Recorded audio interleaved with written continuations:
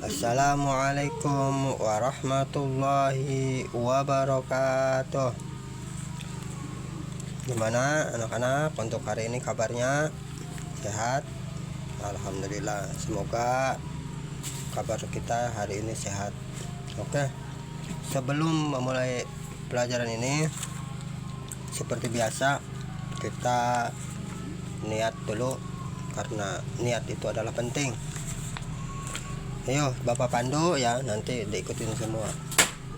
Allahumma nawwir qulubana binuri hidayatika kama nawaltal arda binuri syamsika abadan abada birahmatika ya arhamar rahimin. Selanjutnya yaitu untuk pertemuan sekarang, yaitu kita membahas tentang, sekarang itu materi ke berapa? Itulah ke 1 di semester 2. Nah, untuk di semester kepada Allah. Yang kedua, iman kepada malaikat. Nah, untuk di semester sekarang yaitu kita membahas tentang beriman kepada kitab-kitab Allah. Ada yang tahu kitab-kitab Allah itu berapa? Coba Siska, ada berapa? Gak tahu? Andre, ada berapa? Puji, ada berapa? San, ada berapa San? Tahu. Oke. Kalau gitu nih. Untuk rukun iman, nah di bab rukun iman ini kita wajib mengimani kepada kitab-kitab Allah. Itu jumlah kitab Allah seluruhnya itu ada berapa? 113 kitab. Cuma yang kita wajib diketahui kitabnya itu ada berapa? 4.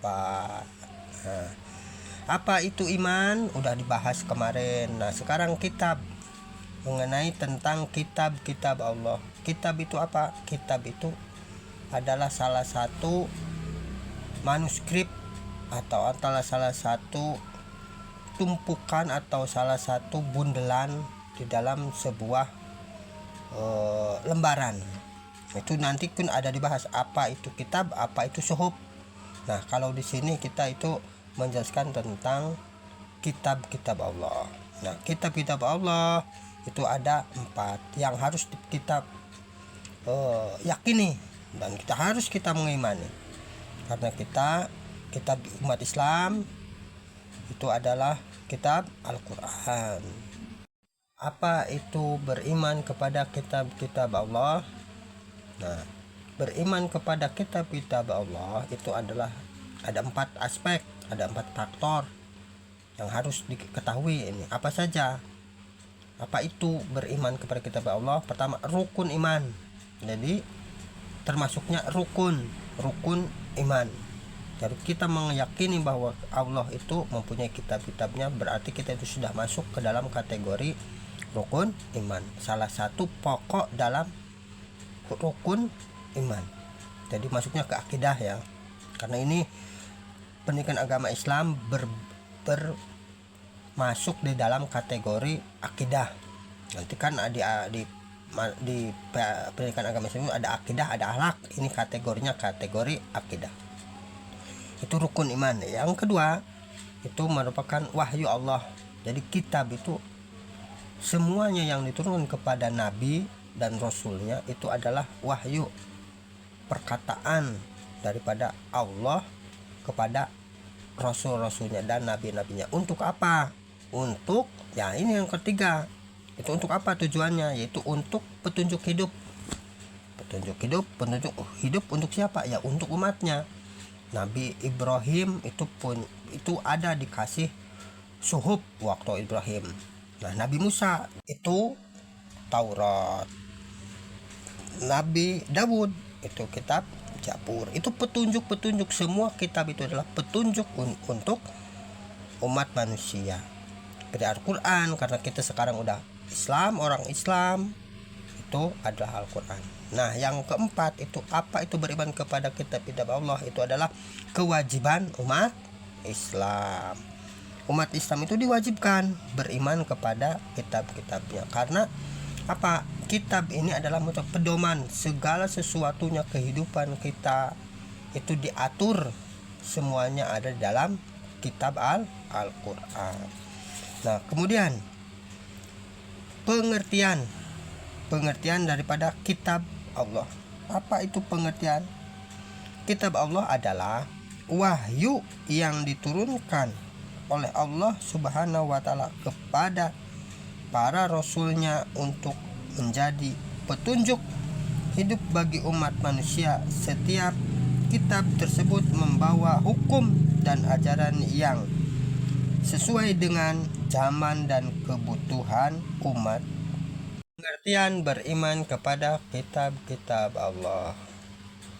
Pengertiannya adalah tadi sudah dijelaskan, yaitu yang intinya sih meyakini dengan sepenuh hati bahwa Allah Subhanahu wa Ta'ala menurunkan wahyunya kepada para rasul, kepada para nabinya. Untuk apa tujuannya? Petunjuk hidup bagi siapa? Bagi kaum umat manusia. Nah, dari semua kitab-kitab ini itu adalah pedoman yang diturunkan oleh Allah kepada rasul-rasulnya untuk dijadikan apa? Jadi pedoman hidup umat manusia. Mulai. Nah, ini kitab-kitab Allah yang wajib diketahui. Sudah tadi Bapak jelaskan bahwa di pertama kali pertemuan itu mengenai 4 kitab. Nah, 4 kitab itu apa saja ini? Yang pertama adalah kitab Al-Quran, kitab Taurat, kitab Injil, kitab Zabur. Nah, pertama Al-Quran. Apa itu kitab Al-Quran? Ditulis dulu. Siapkan pulpen. Kitab Al-Quran adalah kitab terakhir yang diturunkan kepada Nabi Muhammad SAW. Ditulis. Irfan nulis. Kitab terakhir yang diturunkan kepada Nabi Muhammad SAW, yang merupakan petunjuk hidup bagi umat Islam hingga akhir zaman. Nah, definisi daripada kitab Taurat. Kitab Taurat itu apa? Sebelum menerangkan definisi kitab Taurat, itu adalah kitab yang diturunkan kepada Nabi Musa alaihi salam. Nah, itu definisi daripada kitab Taurat. Tulis ya. Kitab Taurat adalah kitab yang diturunkan kepada Nabi Musa alaihissalam, berisi hukum-hukum yang menjadi panduan hidup umat Yahudi. Ketiga yaitu adalah Injil. Kitab Injil itu apa? Kitab yang diturunkan kepada Nabi Isa alaihi salam. Nah, definisinya sekarang tulis. Definisi daripada kitab Injil. Kitab Injil adalah kitab yang diturunkan kepada Nabi Isa alaihi salam, dalam kurung Yesus tutup kurung, yang berisi petunjuk hidup untuk umat pada masa zaman Nabi Isa alaihi salam. Sekarang yang keempat adalah kitab Zabur. Kitab Zabur itu diturunkan kepada siapa? Diturunkan kepada Nabi Daud alaihi salam. Sekarang definisinya. Definisi daripada kitab Zabur. Kitab Zabur adalah kitab yang diturunkan kepada Nabi Daud, yang berisi pujian-pujian dan doa-doa kepada Allah Subhanahu wa Ta'ala. Nah, Al-Quran ini adalah merupakan kitab terakhir yang diturunkan kepada kaum Nabi Muhammad Sallallahu Alaihi Wasallam. Al-Quran itu mencakup 4 aspek. Apa saja aspeknya? Yang pertama adalah wahyu lengkap.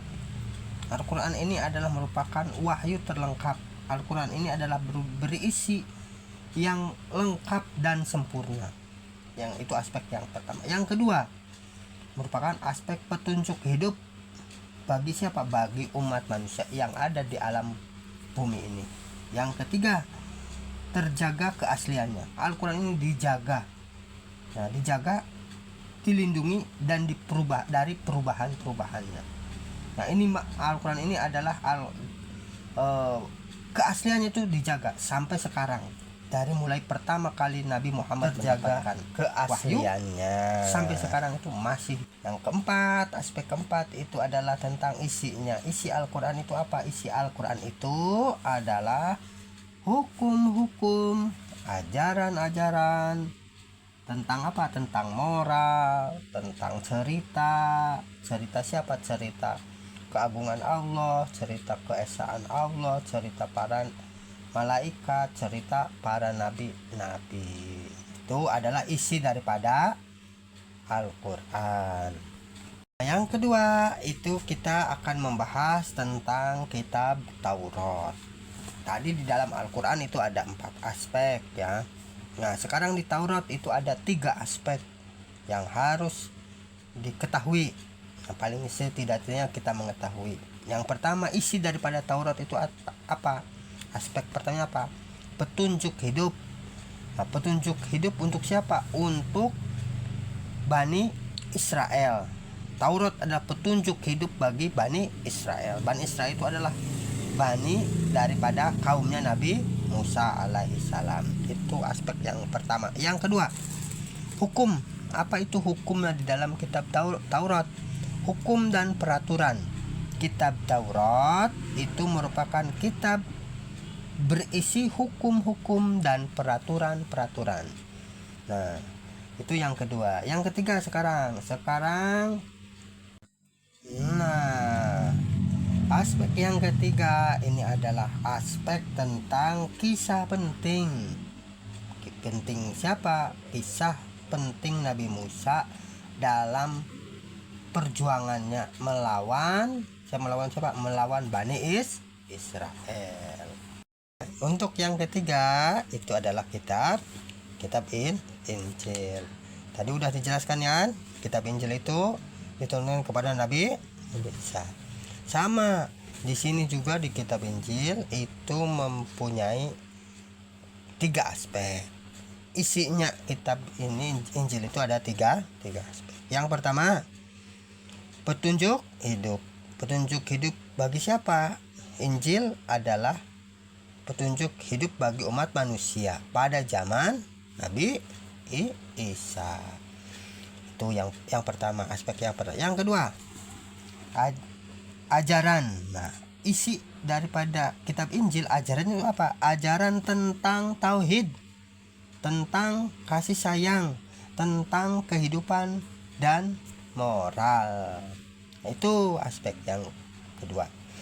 Terakhir, aspek yang ketiga. Aspek yang ketiga adalah Nabi Isa alaihissalam adalah utusan Allah. Bukan Nabi Isa itu adalah Yesus ya, bukan Nabi Isa itu adalah Tuhan, bukan. Tapi Nabi Isa itu adalah utusan Allah. Itu yang keempat itu adalah kitab Zabur. Sama ya, kitab Zabur juga itu mempunyai 3 aspek.